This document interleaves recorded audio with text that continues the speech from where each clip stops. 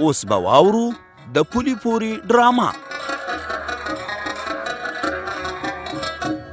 د پولي پوري ډرامې په تیره برخه کې تاسو واورېدل چې مطلب شاه سلطان ته د پیسو تمه ورکړه او په بدل کې ترې وغوښتل چې له ملک غني څخه لاس واخلي، خو سلطان د هیڅ شي پروا ونه کړه. اوس به دا واورو چې میرو او صبرو د څه شي په هکله مشوره کوي.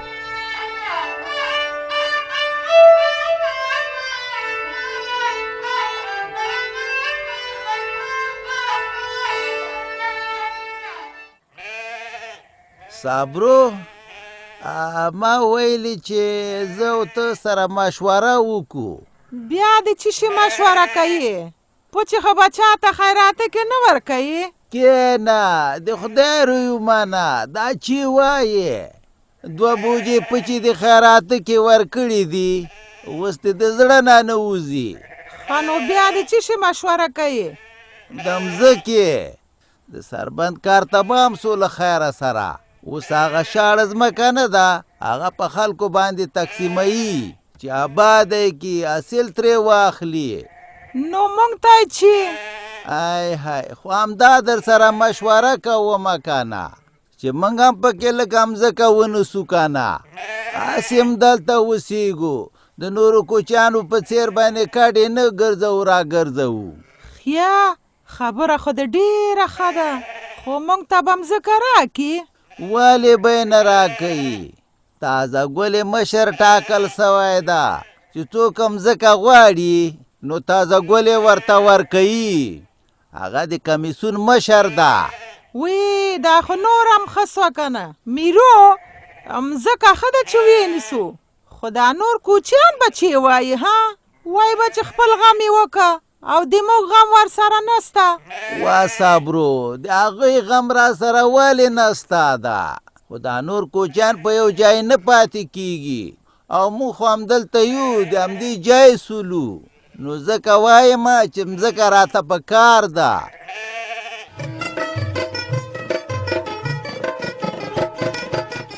مطلب شه تا خو بیا زه پوه نه کړم چې د سلطان سره دې څه وکړه.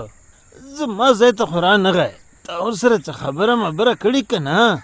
هی ملک صاحب، لکه د سوري ورپسې وم، خو د هغه ارادې راته خیر نه ښکاري. ما خو ویل چې زه بیا په لږو پیسو قانع کړم، خبره به خلاصه شي، خو هغه بدبخته ډېرو پیسو ته خېټه په اوبو کې اچولې ده. څه ډېرو پیسو ته یې خېټه اوبو کې ایښې؟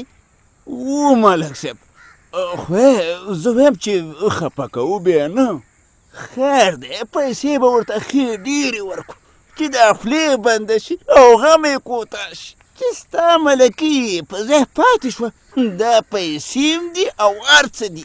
سمه ده چې څومره غواړي ور به یې کړو. ښه ته دا واخله، دا ورته حاضره ساعت ورکړه. ته راکړه ملک صاحب. دا ملک صاحب دا ګوندې ډېرې کمې نه دي؟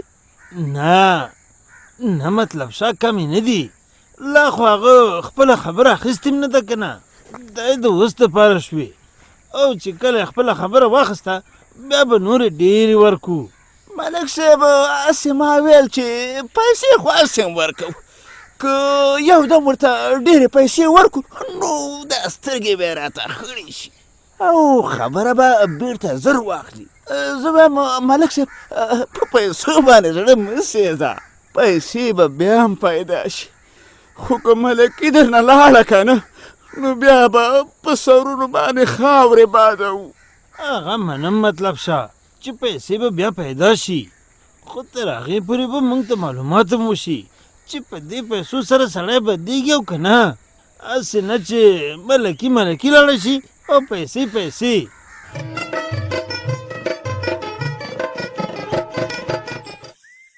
تازه ګله زویه، ډېره در څخه خوشحاله یم، خدای تعالی دې په زندګۍ کې مو بدرنګوه، خدای دې شا سپېره مه که. آمین. ابی خو ته مانه په څه شي دومره خوشحاله شوې؟ ستا لپاره خو ما کوم ځانګړی کارم نه دی کړی. که ما د پاره دې نه دی کړی نو بلې تورسرې ته خو دې کړی دی که نه. پرخه درته یادومه ستا په هڅه باندې خدای تعالی هغه پاکه ثابته کړله. تور دې لرې څو. ښه خو ابۍ هغه څنګه؟ هغه داسې چې سنګینې د ټولو ښځو په وړاندې په منګیز مرکز کې بخښنه وغوښته او ویې ویلې چې کوم اوازه خپره وه هغه دروغ وه، ما له ځانه جوړه کړې وه. الحمدلله الحمدلله. ابۍ په رښتیا چې دا د ډېرې خوشحالۍ خبره ده چې یوه ښځه دې دومره زړه وکړي چې خپله ملامتي دې ومني او هغه بیا د ټول کلي په مخ کې او بیا په تا دې مافریني. تا هم په دې هکله ډېره مرسته کړې. ما نو چې کړې وه زویه. تا دا کړي دي چې په دې اوازو دې باور نه دی کړی او همیش دې د پرخې په پاکوالي ټینګار کړی و. او شکر دی چې ما په پرخې باندې بدګمان نه دی کړی.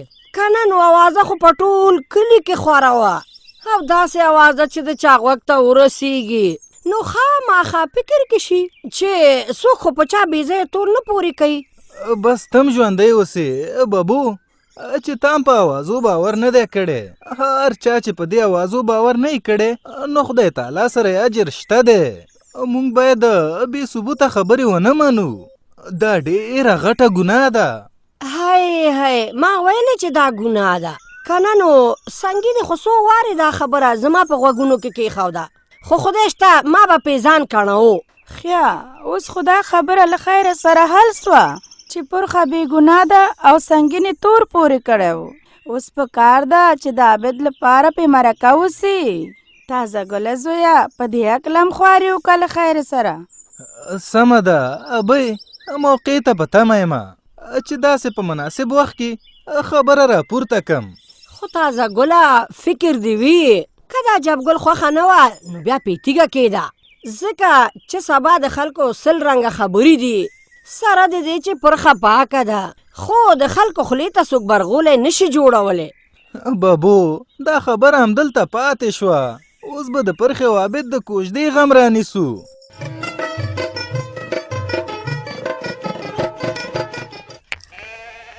تازه ګل مولوي صاحب تا موږ دلته څنګه راوستو؟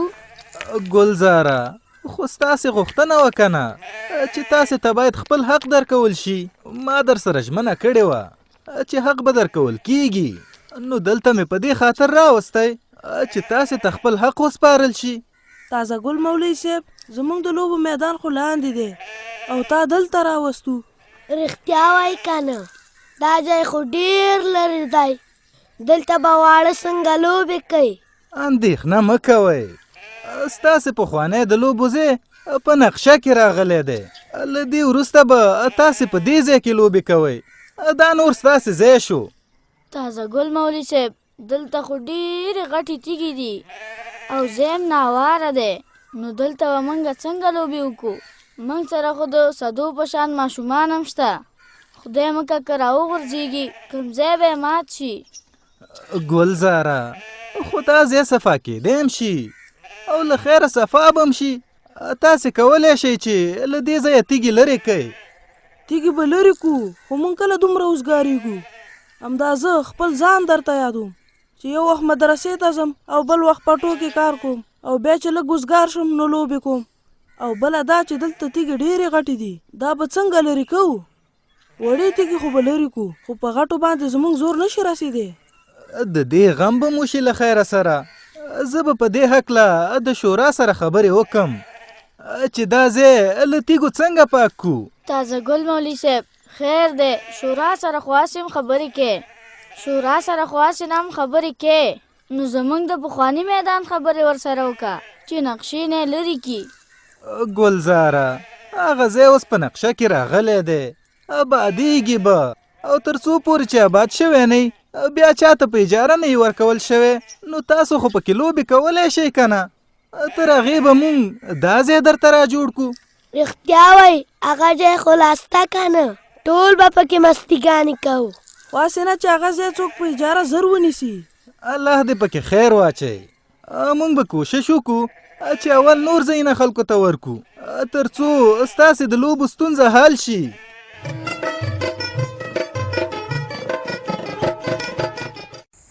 انجینر صاحب فریده او میوه ګله، زه تاسې ته حیران یم.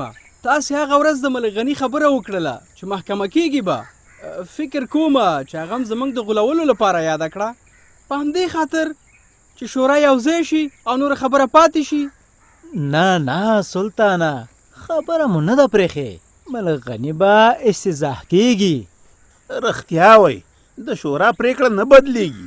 څنګه چې د ملک نه تاوان او جریمه واخیسته، داسې به محکمې ته هم راولي او د ټول کلي مخکې به ورسره سپیناوی کیږي.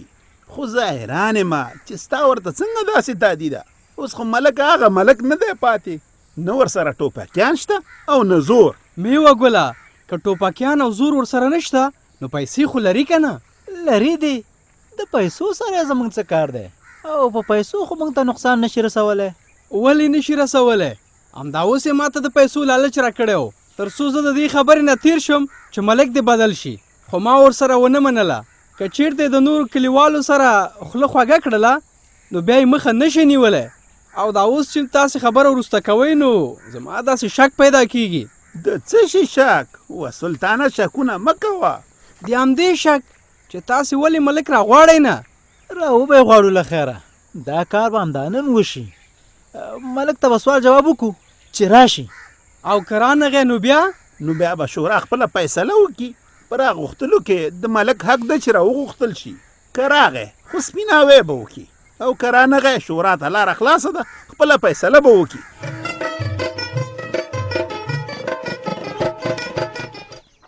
دا بد پلاره، د پرخې پاکله خو به خبر شوی که نه چې د زړور مور ورنه بخښنه وغوښته او د ټولو ښځو مخکې یې وویل چې ما تور پورې کړی و، پرخه بې ګناه ده.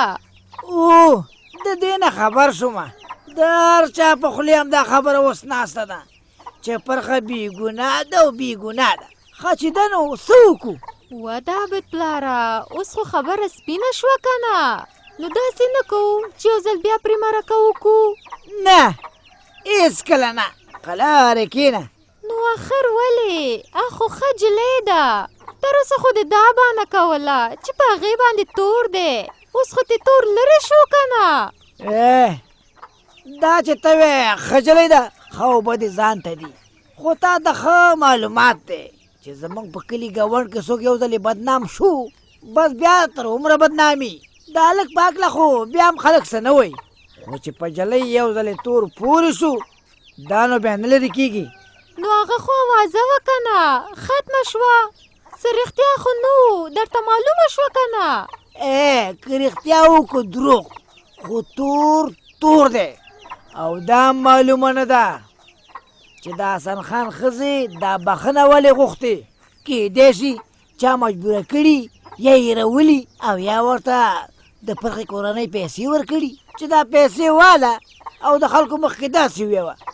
و دا بد پلاره، توبه وباسه توبه چې چا تور پورې کړی و، هغې خپله ملامتیا ومنله.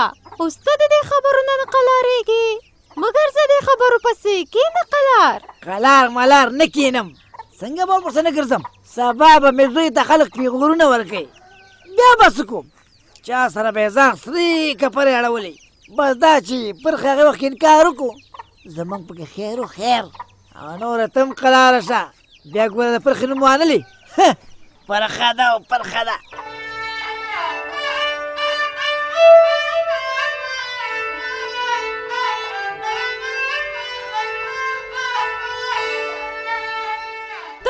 د پولې پورې ډرامه چې تاسې واورېده، په دې هیله چې ستاسې د خوښۍ وړ به ګرځېدلې وي. په ډرامه کې مو واورېدل چې د تازه ګل په هڅو پرخه له تهمت څخه خلاصه شوه. که خدای مکړه په بل ځای کې داسې واقعه وشي، نو د سیمې خلکو ته څه کول پکار دي تر څو د پاک لمنې نجونو عزت او عفت وساتل شي؟ په دې هکله به تفصیلي راپور د پولې پورې په پروګرام کې واورئ. که غواړئ چې له موږ سره خپل نظر یا وړاندیز شریک کړئ، په دې شمېرو را سره اړیکې ونیسئ: 02083 33 55 020 شپږ شپېته 33 دېرش،